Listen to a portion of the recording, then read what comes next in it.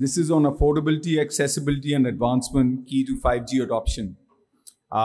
There is a keynote address by Mr. Ludwig Lundgren. He's the head of cloud software and services for Southeast Asia, Oceania, and India at Ericsson. Ludwig, your stage, please. Hey, good afternoon. I'm glad all of you are still here, wide and awake, and ready for some more 5G action. I'm sure that you are as excited as I am here. This session today, as you can see, is about affordability, accessibility, and advancement. And let's get this thing going. Okay, so affordability, advancement, and accessibility.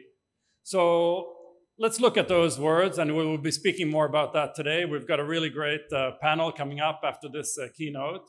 Affordability, first, 5G really changes the game in terms of affordability. So changing the game both in terms of rolling out the network. So today, 5G users, have you tried 5G yet? Are you on 5G yet? You're getting 3 times, in India, you're getting 3 times better experience than on 4G, which is just amazing. And it's at the same price point. So in terms of affordability and rolling out networks, 5G really offers that capability. Affordability also in terms of end customer. You might have seen the announcements today, the Geo phone. How much was that?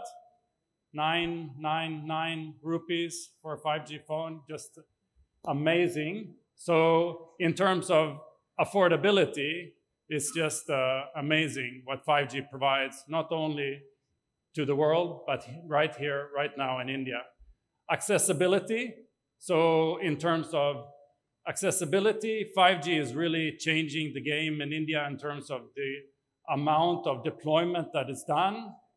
So from 0 last year, 1 year ago, we were here in this hall, 0 5G, it was launched, and in 1 year, 100 million subscribers on 5G in 1 year.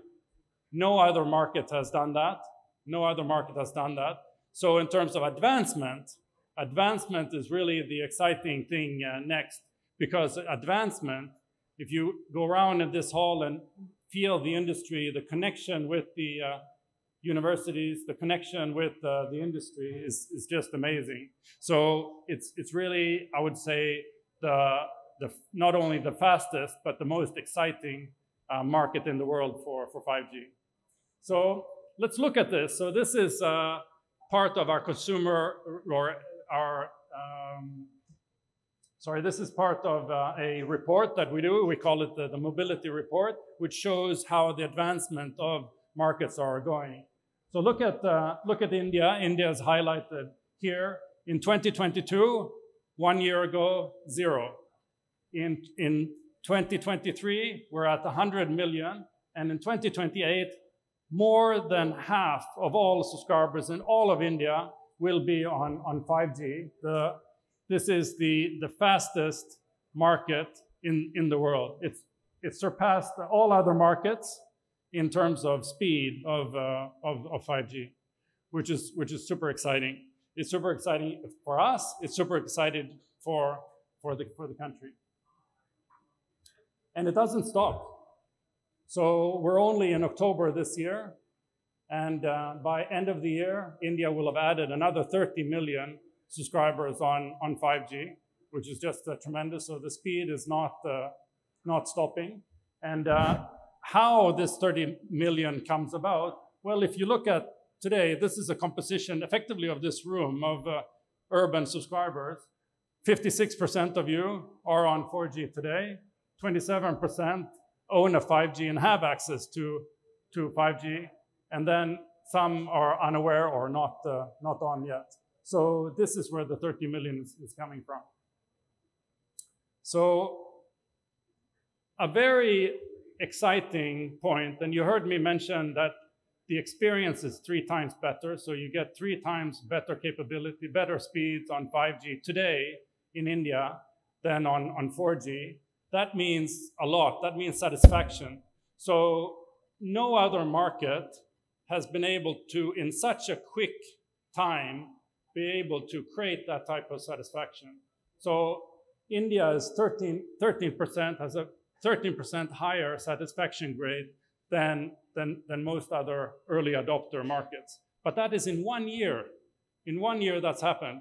And I'm based out of Singapore myself, which is an early market in deploying 5G. In the beginning, I would switch off 5G because the experience was not good enough. And that's because the rollout, even in a small country like that, was not fast enough.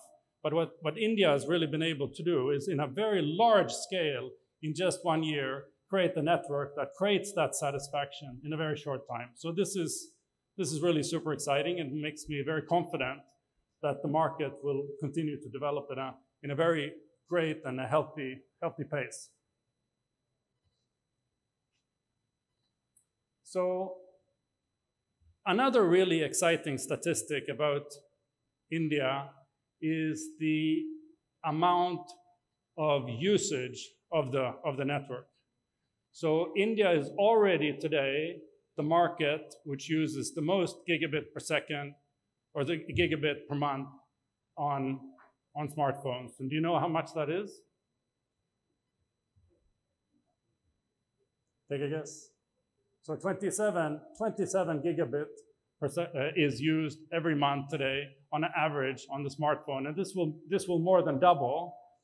But even more exciting than just the doubling of the data, what is it used? How is it used? And how does India differ? And it differs in these ways. More video is consumed, more video calling is consumed, but also advanced use cases. Like we already see, this is from our consumer lab report, where we can see that more augmented reality, even augmented reality is used more in India than any other market. So this means that not only is the speed fast in terms of the rollout, but also the need from the market is very strong. So let's look a little bit ahead. So this is around monetization, and this is really what all customers, our customers, the operators, are asking themselves: how do we, monetize this great network that we're now building? And we see these are the main areas of market monetization. So cloud gaming is really coming strong.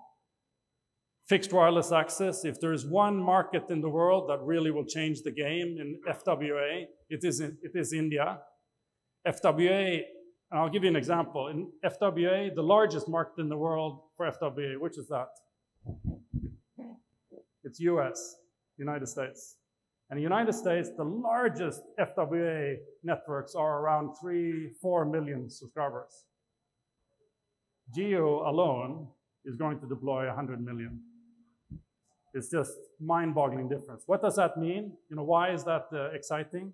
Because that will drive down the device costs of the network. That will drive the usage of the network to a completely different level. And that means that not only it will benefit India, but it will benefit the world in terms of advancement in FWA. Network slicing. Network slicing is one of the advanced use cases where you use the network and you slice it in different ways for different subscribers.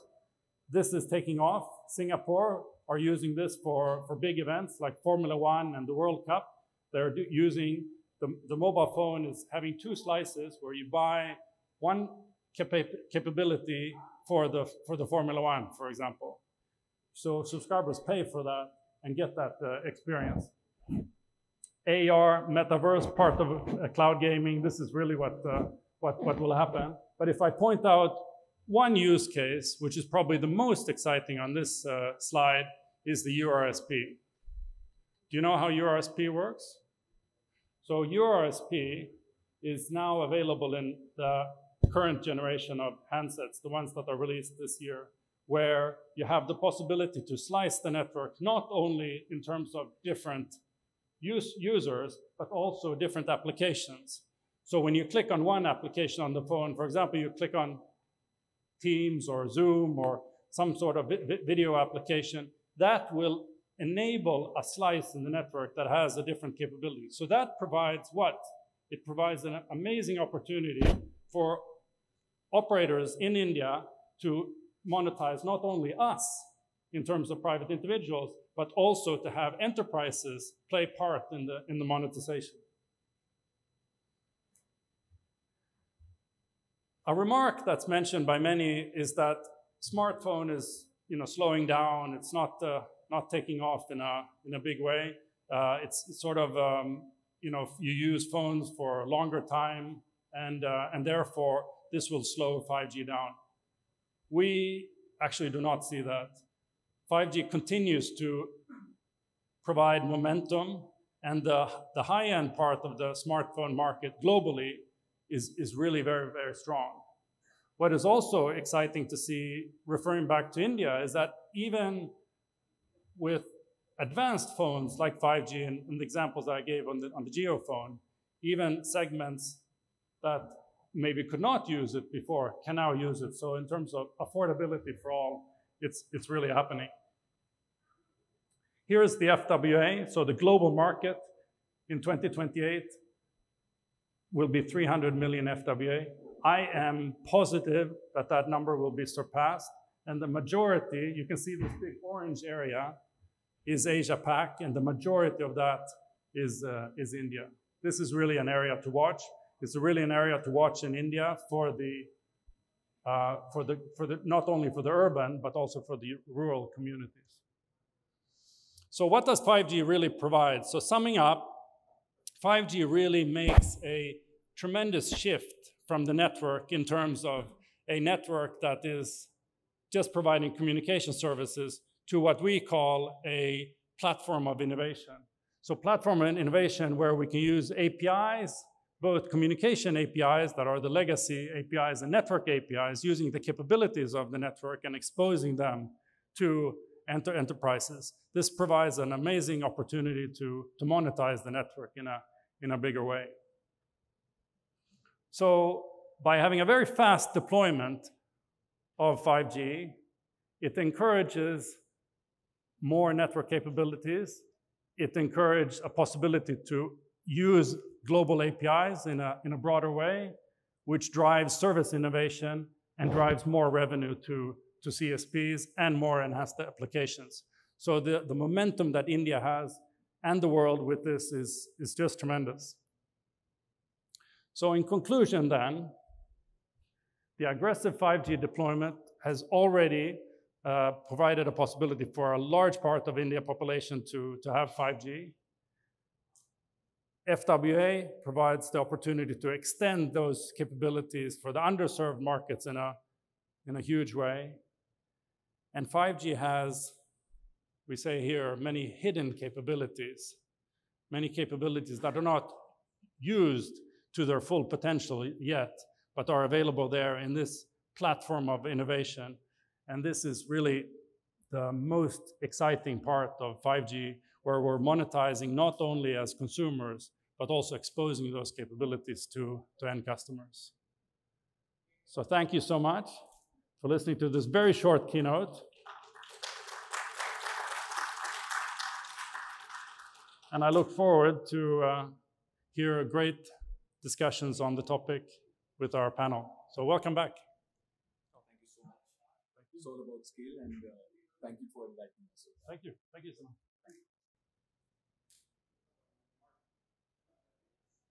So Ludwig, thank you. I know India is all about scale, but thanks for getting our attention back to some of the numbers. You know, when you were talking about the 30 million, I visit the Gulf quite often, and I'm the global lead partner on one of the largest ICT accounts out there. It just reminded me the largest country with the largest population in the Gulf is just about 30 million. So we are literally adding one population of a country in the next 3 months on 5G base. So thank you. I think it's quite amazing. We've had, and I guess our operators have actually done a fantastic job when we were reintroducing telecom in India. And again, with 5G, I think it's been the fastest deployment. So thank you for bringing those things to light. Okay, so now for the panel, may I just request what we have been able to successfully do and get their time is operators, people who dabble with software, people who dabble in devices. May I just request Vishaka Sehgal, Dr. Rajiv Saraf, Saurabh Arora, and Arno von Houston to please come on the stage and take the place. So let me introduce all of the panelists. Ladies first. Vishaka Sehgal is the VP and Head, Strategic Initiatives, Regulatory Policy and Research, and comes with rich experience in ICT. She has over 16 years of experience across telecom and technology sectors, including extensive management, consulting, and business advisory experience with firms such as Ernst & Young and IBM. Her areas of expertise include business strategy, market assessment and research, regulatory policy, program management, business development, performance improvement, cost optimization, IT transformation, commercial due diligence, and managed services advisory. In her current role at Jio, she's been driving important strategic programs and digital initiatives with various government organizations as well as other prominent establishments. I have Dr. Rajiv Saraf from Lepton. He's a visionary business leader and a renowned entrepreneur, currently serving as the founder and CEO of Lepton Software, a leading geospatial intelligence solutions provider. Under his leadership, Lepton Software, a pioneer in bringing digital maps to India, has grown rapidly and has now established itself as a trusted partner for several Fortune 500 companies. He is also an advisor and angel investor for many upcoming startups and businesses. He currently also serves as a board governor member at National Institute of Technology, Delhi. I have Saurabh Arora from Qualcomm. Saurabh is the business lead for mobile, compute, and XR at Qualcomm India, based in Gurgaon. He leads the engagement with the OEMs and also works to developing and growing local ecosystem. In his past role within Qualcomm, he was leading mobile OEM engagements from engineering and helped them launch products in India and Southeast Asia. Prior to joining Qualcomm in 2013, Saurabh has worked with Motorola, Sony Ericsson, and Tech Mahindra and has been part of the technological generation transitions between 2G, 3G, 4G, and finally 5G. Last but not the least, I have Arno von Houston. He's the CTO at Canonical. He brings 25 years of telecommunications experience to his role as CTO for communication service providers at Canonical. With a focus on a big picture, Arno enjoys assisting service providers in balancing competing priorities and adopting effective solutions and technologies. He has led mobile operator swap initiatives, transformation projects, standardization, technology evolution, and greenfield build-outs worldwide. So that's just a reflection on what the experience of the panelists are. Let me just dive into this. I know we're running a little late on the time. I hope you'll be able to be patient and just listen up with us. Vishaka, if I may start with you first. Let me flip the title to start with the advancement rather than affordability and accessibility, and better understand the facet of advancement and enablement of the networks at first. It is widely acknowledged that ensuring sustained growth of telecom networks is critical for driving further acceleration and uptake of 5G and other emerging technologies. So my question to you is, from a telco perspective, what is your opinion? Which are the key imperatives that are going to be critical to ensure that telecom infrastructure is advanced on a continued basis to meet the ever-increasing data demand spurred by 5G, as Ludwig was highlighting just before? Thank you, Shobit. And that's a very pertinent question, especially to a telco. So there are now two ways about it, that, advancing and bolstering digital ecosystem and digital infrastructure remains the bedrock for advancing, digital progress for any nation. And like you said, this requires rapid and continual upgradations and investments in the network. As TSPs and as telcos, what we've done is we've while we've created that infrastructure, we've also incurred substantial capex in doing that. And so it's very, very important that the environment that is there is conducive to more investments in the future. First of all, I would like to say that it's very important to acknowledge the fact that safeguarding current investments is absolutely, absolutely important if we have to, get more investments in the sector. And that's why, we really need long-term policy stability and a facilitative environment which, actually builds in that confidence to invest further. Secondly, Ease of doing business is very important, and we really, really appreciate the government's recent reforms and efforts towards it. It has considerably helped the sectors. However, I would very respectfully and humbly urge the government that given the need for massive, investment and, efforts in advancing digital infrastructure, I think we need a complete overhaul of the entire taxes and levy structure for the telecom sector. The current, 30%, the 30% of the outgo is in form of taxes and levies, and this is not sustainable from a long-term sectoral growth perspective. So, this overhaul would really ease out things, and that, it will help us channelize the right amount of investments in further bolstering the ecosystem. Thirdly, I think right of way, I don't need to, overemphasize. Everybody knows that government, DOT, they've put in massive efforts in terms of the recent amendments. The process has really improved. I would say definitely a lot of credit goes to the government. But bottlenecks do exist, and fiberization is the most pivotal aspect for successful deployment of 5G. So in light of that, it's very important that we make ROW legally tenable. It should be, legally enforceable for all local municipalities, for state governments, and for other state departments. And the upcoming telecom bill, it should be mandated in the same. So, it'll really, really help in accelerating the fiberization levels. And lastly, a very important factor is that, OTTs, I truly appreciate the efforts and the innovation that is going on there. But we also need to acknowledge the fact that today there is massive strain on telecom networks being put by OTT providers. So, while the infrastructure is being set up by us and we understand, why it's required, but I think it's time that we look at a very reasonable framework through which OTTs can contribute to some amount of the network infrastructure cost. And, we can all work out and carve out the right framework and select the right parameters, whether it's, the revenue generated by that communication OTT provider or a significant OTT provider, or the user threshold. So, there are a lot of ways in which a reasonability can be assigned to a framework wherein a compensation is given to TSPs for network costs. And this will really, really elevate the burden and help us in, that network densification and upgradation, which is, very, very critical for further 5G growth. Thank you so much. Thanks, Shaka. I was just trusting you to raise a controversial point on this, and thanks for raising that up. This is a quintessential debate, actually, how telcos have actually gone through the entire cycle, right, of putting up large investments. But do they necessarily get the end of monetization is always a challenge, right? And this is where some of the OTTs have made a good job of it. But we'll see. Let's see how that comes. Rajiv, if I may come to you, Lepton helps telcos understand the current reach and accessibility of their network and services, including 5G, through your software solutions. You also help telcos understand affordability by providing demographic and affluence data for different areas across the country. So my question to you is, what kind of tools right now are available to assist in finding out the accessibility of the telco services, and how does it help telcos plan their network and offerings? Because they will always go to the place where they have the first commercial feasibility.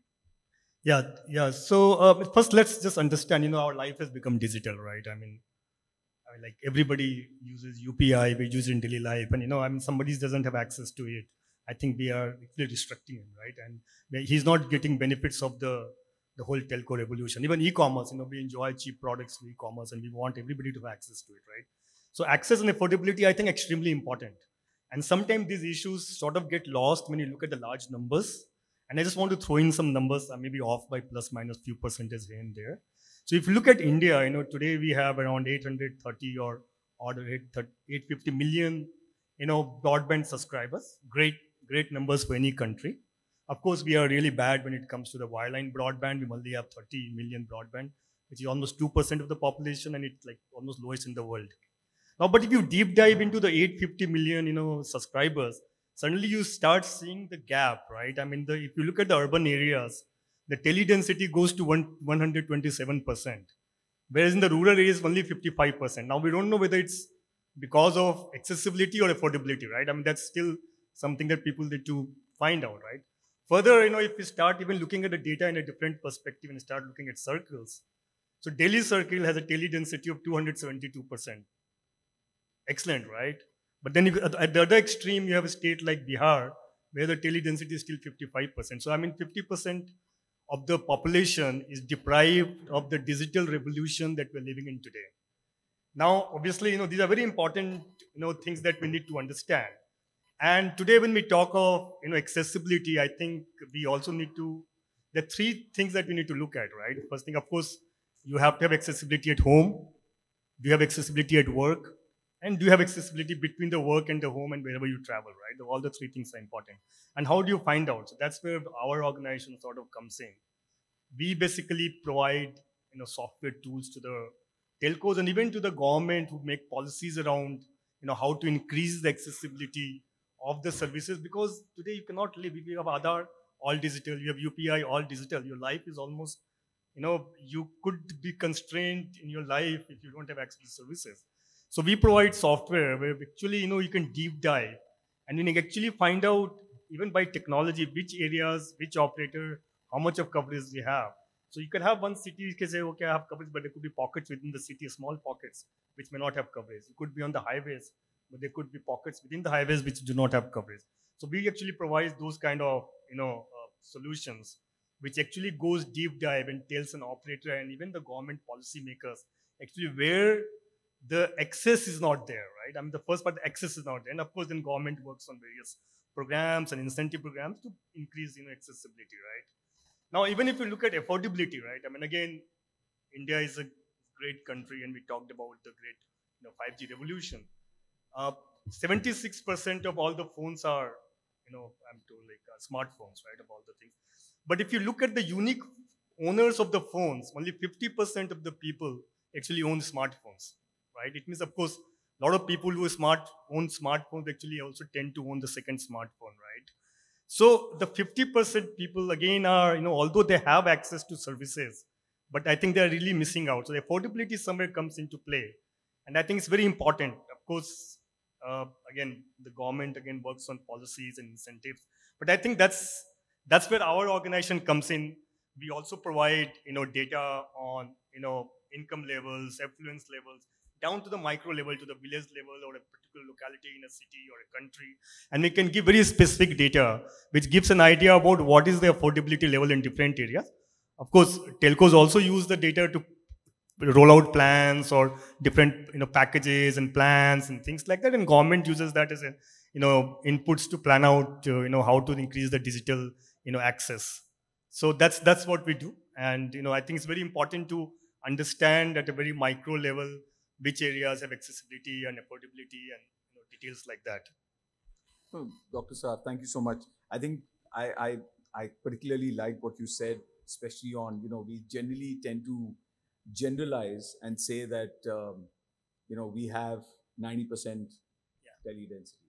But the fact is there are disparities, yes, right? And you need to clear the mist and get down to the basics to say some are over 150%, but some are still underserved. And is that a question of affordability or accessibility? I think that's a fair point. Anu, if I may just shift to you, the equally critical premise of security, and Canonical looks at open source platforms. There is a general conception, or should I say misconception, that open source platforms may not be as secure as the closed ones. We know that open source is increasingly gaining ground and growing in popularity. I will package two parts of the question in one. How do you see open source platforms contributing to more secure and sustainable communications? And do you see open source gaining more ground, and why? Thank you for the invite to the panel. In the way that Canonical approaches telco, and I'm a telco veteran, 25 years, Nokia, Vodafone's all around the world. I've rolled out networks myself. I understand what it takes in a mobile network to make the right decisions to serve the end user with a certain SLA, right? That I need to be able to connect to emergency services any time of the day or night. I need to be able to make that phone call, right? That doesn't go away when you start playing with the stack to optimize cost. The spend on the stack is where you can get creative. There's a lot of initiatives out there to reduce cost. Back in 2009, 2010, when the virtualization revolution started, everyone said CapEx, OpEx savings. Not all of that came to fruition. Why? Because telcos are telcos. They're traditionalists. They will take something that is open source and customize and engineer it just enough so it is telco grade. And that then undoes what the benefit was of the open source community. Now, over time, we learned a lot of lessons.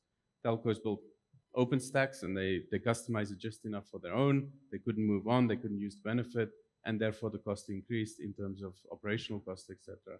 Currently, what we're doing is companies like Canonical and others are focusing on the ability for operators to consume open source in a secure way, not just take something upstream and try and deploy it in your network. We understand the needs of a telco in production. So the automation capability. I always say you can do anything once. It's easy, right? I deploy one Kubernetes cluster. Do this 100,000 times at your cell tower sites to run the DU, becomes a problem. Managing it, lifecycle management, patching, security. What does the stack look like? Is it enabled to be able to run all of the complicated silicon that you need for that radio cell tower site? And that's where companies like Canonical try to focus our attention. Where can we add value?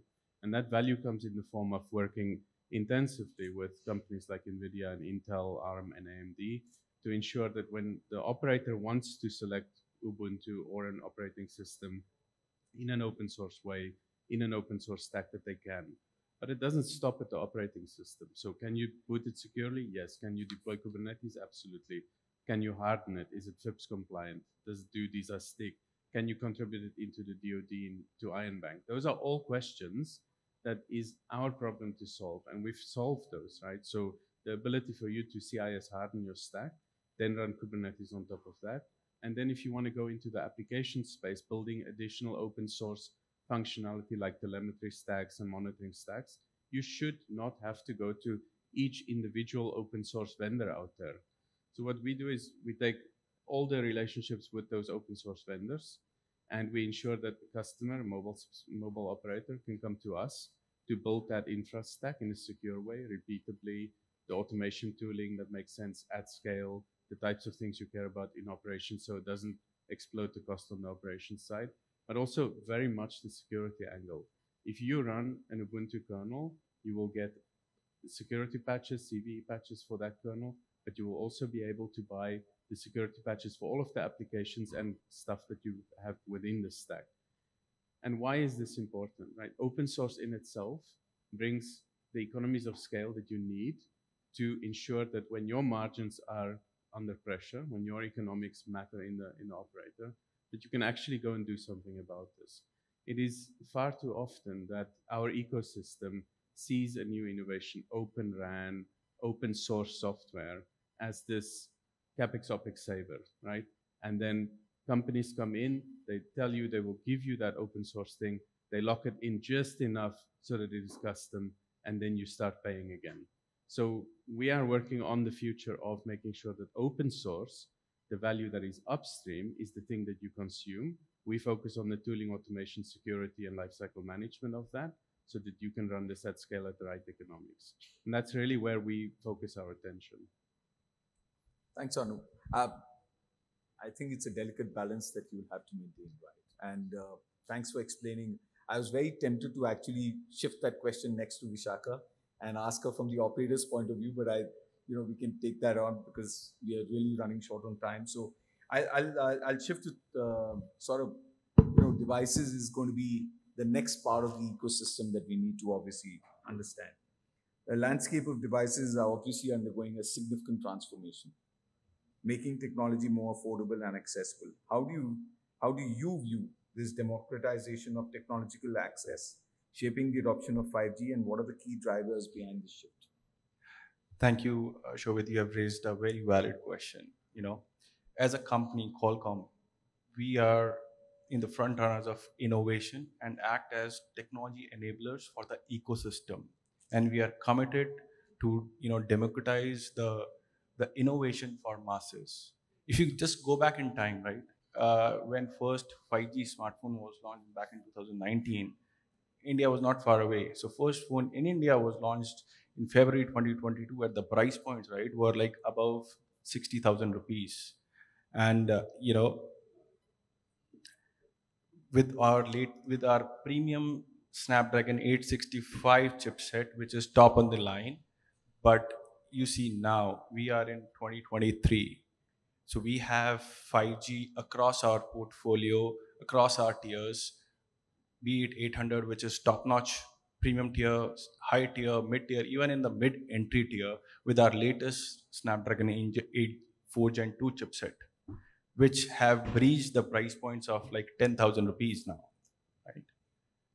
And over the time, right, if you see the current landscape of smartphone industry, 91% of the smartphone shipments are above 8,000 rupees, $100.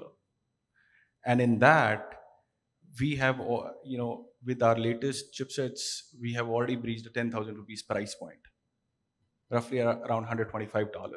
So we have come a long way from where it started and where we are today, and across the tiers, which is a significant progress we have made over the quickest time within 3 years. And currently, if you see the shipments of 5G devices have surpassed the 4G in last few months, and by 2020, end of 2023, if you see the combined years shipments of smartphone, we will be above 50%, and it will continue to grow as we march forward. So, Saurabh, you raised a very pertinent point. I'll tell you why I'm smiling. I remember the first mobile phone I bought. I think it was in 1999. It was the Nokia phone. I'm just using a brand name, but that's got no reference to it. It was about 3,500 rupees, 99. You are talking about machines which are probably 100x more capable, right? In everything, from an efficiency perspective, data, transmission, power, everything. And yet, it is still 10,000. Even if you were to put the Hindu rate of growth on inflation, you will get to over that number, right, over a 25-year period. So I guess we are moving that needle quite extent. So affordability is, I mean, if you were to just put 7% inflation, you will get well over the number. Yeah, I mean, so talking about affordability, right? I mean, it's a very conscious call which a product manager or a OEM has to take, while designing a product, cost versus features, right? And our smartphone industry has evolved over the time that, many features have become a hygiene, right? The bigger displays, the bigger battery, the fingerprint sensor, multiple cameras on the phone. I mean, people are not ready to, accept a phone below that, and which adds cost. Few months back, I'll not take the name of a brand, but a couple of months back, one of our customers has launched a product, with 6.8-inch display, FHD plus resolution, fingerprint sensor, bigger battery, multiple cameras, and Gorilla Glass back and forth, and it's like 9,990 rupees. It's a no compromise phone, I would say. And as we move forward, right, more and more consumers migrate from 4G to 5G, economies of scale will bring down the cost further. Oh, absolutely. Thanks so much for that. Accessibility and affordability, we know, they've gone long hand in hand in the telecom and ICT sector. And given the transformative potential of 5G and leapfrog opportunities that it does provide, inclusion will be key to help raise this true impact and potential of the technology. Anu, I'll shift that question to you. Open source platforms are playing a role in driving device innovation and expected to improve accessibility and affordability. How do you see this, and what are the implications for the broader technology ecosystem? We're already talking about 5G at the horizon, right? We've just started appetizing on 5G, and 6G is already there. So how do you see this? I mean, economies of scale, the handset manufacturers in themselves and the chipset manufacturers inevitably have done amazing work in terms of getting that price point down for a device. The problem is that in low ARPU markets where you have to make a decision whether you buy a phone or you pay for food, there is a difference there in terms of whether you make that spend. And although that spend can be amortized over a couple of months, couple of years, that still makes a decision for the customer to adopt a new technology. The operator, on the other hand, has spent a lot of money, a lot of capex on 5G. So they've rolled out networks, they've put infrastructure in place, they've bought frequencies. They are in debt. They have to get return on investment. The adoption of 5G will depend on a couple of things, and there are many, many things it will depend on. But the main things is, does the operator subsidize the handset?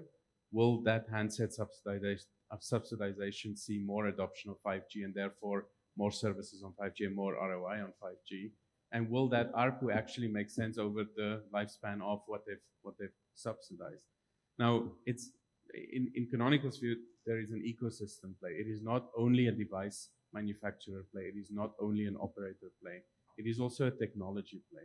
There are technologies in play where decisions within mobile operators are being made in terms of highly distributed compute, edge, if you want to call it that way, for use cases like Open RAN or putting down 5G UPFs at cell tower sites. Those spends are going to happen. What if one of the use cases that you could deploy is a container emulation for the handset, so that the handset itself is a $50 device just with a screen, a battery, and a 5G radio, and a camera. Everyone needs a camera. And the actual heavy lifting is done by GPUs on the edge cell tower side. A couple of months back at Mobile World Congress, we showed with Vodafone this exact use case, emulating 5G handset processing for any game. Everyone had access to the same level of compute in that Andbox container on the edge, yet the device was a $50 device or even cheaper in some cases. That really makes a difference in terms of, do I spend the money and go on to 5G? I saw a stat from Ericsson on the board earlier. 4% of people within India have a 5G plan but have a 4G device. That does not count as 5G adoption. That does not mean they're using 5G services or getting that better service levels as we see. In terms of an ecosystem play, we really heavily think about this not only as part of what the device manufacturer does, what the OEM does for the hardware or the edge, the network spend, the operator's choices needs to be open enough so that they can make that choice. We've seen an operator in another high volume market. According to what they've done is they took an API call that Nintendo could run augmented reality gaming at the edge. That you don't do when you have low-end devices. That you do when you can slice out over 100,000 cell tower sites, 2 GPUs, 2 CPUs, some disk space, and you can sell that slice to Nintendo because they want to run a game. So that type of level of access, that kind of access to the latest gaming, the latest AR, VR capabilities, that does not come by subsidizing more handsets.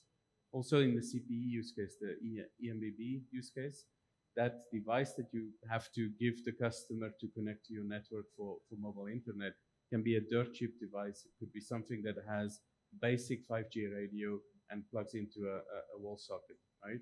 It doesn't have to be a fancy device. All the services you offer that customer is running in a container on the edge. So those types of things, I think it's an ecosystem play. And the more and more customers and vendors in the space adopt that mentality of open ecosystem innovation, the faster it will happen in markets like this. No, I think it's an endless possibility, and we are entering that. Vishaka, I'll shift to you, if I may. You know, it's unwise to discuss inclusion without really understanding how 5G proliferation will get to the rural and marginalized sections of the society. We had Dr. Saraf talk about, you know, what the disparities are. How you guys trying to manage? I know Jio has been quite path-breaking in what affordability can be there, but how do you see this? No, absolutely, Shobit. Ensuring proliferation of 5G services, especially in a country like India, in rural areas is extremely important. You know, today as telcos and other digital players, we are rolling out and advancing and launching advanced 5G use cases, right from immersive AR, VR to robotics to drone tech, and advanced use cases in the areas of health, agriculture, and education. And some of these use cases have massive transformative potential, and they can really make that difference at grassroots level by bridging the inadequacies of the physical infrastructure. And while as telcos, and I'm sure as other digital players, we are really working hard to democratize these services and make them as affordable as possible. But it will take some time for the economies of scale to kick in. So that's a fact that we all need to understand. So that is why it's very important that to give the initial thrust and to facilitate initial adoption, especially amongst rural pockets and from people, individuals who are from low income groups. Government should step in. They should carve out some kind of a subsidized framework for that initial adoption of these services.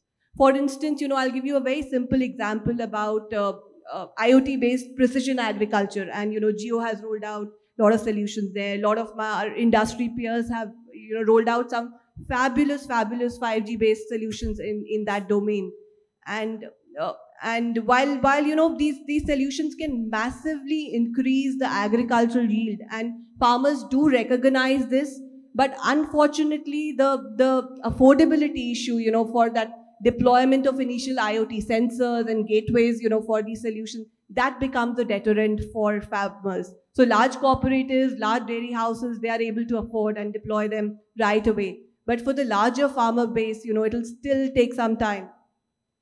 So that is where, if some subsidy framework is carved out, we also have the USO fund of the government, which can be deployed or leveraged for this. Even state governments, they need to carve out or, set aside the right amount of funds for facilitating initial adoption. On the devices front, while I understand, innovation and creating that ecosystem of affordable 4G and 5G handsets is very important, and you cannot undermine that fact. But again, initial trust, and when in a country where you have 250 million users who are absolutely devoid of any kind of data usage or any kind of benefit of the digital transformation, it's very important that here again government steps in. We as Geo, we are working very hard to create an ecosystem of low cost devices, but I think government can also complement our efforts in this regard.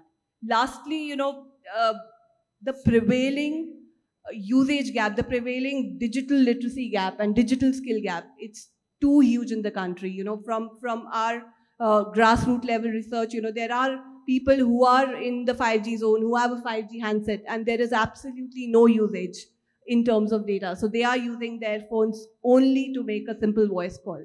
So that is where I think there needs to be greater focus on digital skill programs, and government has started to understand this. A lot of ecosystem partners are working in that domain, but this area definitely needs larger and a greater collective thrust. And I'm sure if we are able to do that, we can massively increase the adoption level, especially in rural pockets and from marginalized segments. Thanks, Vishaka. I'll actually use this literacy thing for Dr. Saraf as well to combine. I'll come to you, Dr. Saraf. Let me get especially on the devices. This fixed wireless is, I think we've been talking about fixed wireless for a very long time, and in a country like India, wired is very difficult. We've had all sorts of challenges. Fixed wireless will be the way to go. So I'll just extend that question. How is 5G driving the expansion of fixed wireless access solutions, particularly in areas where, they've been previously either underserved or it is difficult for the traditional wired infrastructure to actually take its form? So how do you see that? Before going to the fixed wireless access, right? 5G is not limited to smartphones. We as a company is creating an ecosystem and trying to diversify and integrate 5G across the sectors, be it automotive, augmented reality, connected laptops, and even in IoT. 5G fixed wireless access is one of the key use case where we can use a 5G. And if you look at the connected homes where we have a fiber is roughly around 36 million right now in India, and we have 300 million households. So there is a big opportunity to connect homes. But reaching fiber, dwelling fiber is not easy. That's where 5G fixed wireless access will play an important role, in my opinion. Nowadays, in our houses, everything is kind of a connected, right? I mean, if I look at my house, I have a security camera, I have a air conditioner which has a Wi-Fi, I have other sort of products which need a internet connectivity, and people will go for a connected. I mean, at least have a fiber connection. Even the smart TVs, right? We are consuming a lot of OTT content on our smart TVs, and there are homes where we don't have fiber, so people are buying smart TVs, but to use that they need internet, and that's where 5G fixed wireless access will play an important role. And I mean, and we are collaborating with operators across the globe in fixed wireless access rollout, and India is no different. Super. No, I think that's going to be one important thing. Dr. Shaf, if I can just come to you, two parts. One inspired by Vishaka, but second one, in your opinion, what initiatives are being taken or needed to further bridge this affordability and accessibility gap? And secondly, what is it that we can do to up the level of literacy in underserved areas? About what are the powers and what we can do for 5G adoption? Second I know that second is a tough one. It's really, you need a lot of think tank. You are a doctor, sir, so I have to ask you the difficult questions. Let me first try to address the first one. So obviously the government realizes the importance of digital inclusiveness, and there's tons of studies which have shown that increase in teledensity has an impact on GDP, right? I mean, I think so 4 to 5% increase in teledensity has 1% impact on GDP, and those kind of things are there. So it's extremely important for the growth of the economy. The government realized this long time back. Of course, government being government, they started a USO fund, which Vishaka mentioned about. They collected a lot of money. Yeah. Nobody knows where it went. I don't think so. Anyone talks about the USO fund anymore. It used to be talked in the first decade. No, they just forgotten. Right. So they collected a lot of money, and with a good intention. Yeah. They did roll out few programs, but somewhere it just died out. They rolled out networks in the less accessible northeast areas, where the operators won't go. And then they started the big ambitious program, which started off by National Optical Fiber Network, which started with Digital India. Now it's called BharatNet. Now again, a huge program, and I think that's one program. If it's successfully implemented, it can actually do a lot of transformation in India in terms of digital inclusiveness as well as affordability and accessibility both. And it will not only going to be benefiting the end users, and I think it's going to extensively benefit the operators too, by providing them a fiber network down to each and every village across the country. Of course, we have to see when and how fast it happens. Government does have ambitious programs, but of course, so that's one thing I think the government has been trying to do over the last 10, 20 years in terms of building a robust fiber network. Some states have done better than the others. Other than that, of course, the government have been trying to do anything. Like the Delhi government had come out with a policy to provide free Wi-Fi. A lot of states have done similar kind of things. So I won't say that the governments have not been trying. And this being election season, and in the past we have seen parties announcing that will give free laptops. I won't be surprised if some party starts announcing that will give smartphones. I think that could be one. The government has to see that the role of the government is to basically they have to work more for people who don't have than they have, right? So they are the ones who have to bridge the gap. So I think that's how the government can do. They have a lot of USO funds available, and if they can use that fund to provide more devices, and that can also reduce the cost of devices if the government becomes a large buyer, and that can be provided, and that thing I can increase the accessibility. Now, I think in terms of digital skilling, I was not clear in terms of how people use the devices, or skilling in terms of using the devices. I thought the devices and the apps were... It's also the general awareness, How do you use that meaningful? I thought the whole app economy was about making the app so simple that you don't even have a manual anymore. ONDC is is actually trying to help that in the rural economy especially. But I think the literacy angle is, you may not emphasize that in the urban, but definitely in the deep rural and dense rural, it will definitely be important because there's still to wake up on that. I think it's also being, one of the things will happen is that they will be forced and that automatic adoption will start, right? I mean, like, if you look at, as I mentioned earlier, UPI, if all your payments start happening UPI, start using it, I mean, there may be some, hits and misses here, but then you get used to, start using it. Aadhaar being, your digital locker and those kind of things will start making you more digital aware. I think people will start using it, and that itself will, drive it. I'm not very sure about specific about how the government can specifically launch programs to make digitally aware. Maybe during the cricket match they can run some ads, a sport tutorial. So that's the flavor of the season. Yeah, so I think that's when you have go to Hotstar. You have like 3.4 crore, people watching match on their mobile, right? I mean, on the devices. Yeah, that's the kind of numbers that are there, and I'm sure people sitting out in the rural areas are literally, enjoying that. So yeah. So, thank you so much. And with that, I'll just. I don't think so. I need to conclude. I think there are a lot of points that are there. We are running really short on time, but I would really like to give a deep note of thanks to all the four. And if you would also acknowledge that with a round of clap, I think that would be lovely. Thank you so much, Vishaka, Arno, Saurabh, and Dr. Saraf. It's really thankful to you. So I'll call this panel a close, but before that, the mementos, please.